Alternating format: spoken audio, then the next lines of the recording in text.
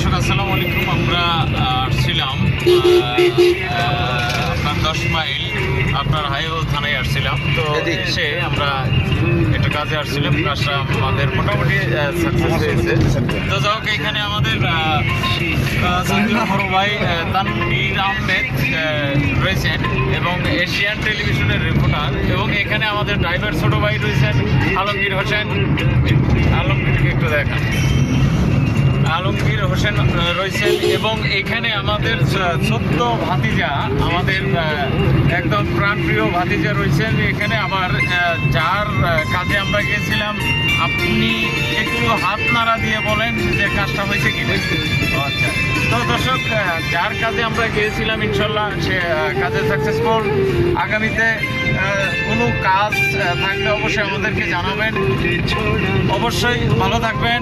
আর আমি নিজেও তো পরিচয় দিলাম না, আমি মোয়াজ্জেম সরকার, রুবেল, বীরগঞ্জ সাংবাদিক সংস্থার সভাপতি। ভালো থাকবেন, সুস্থ থাকবেন, খোদা হাফেজ।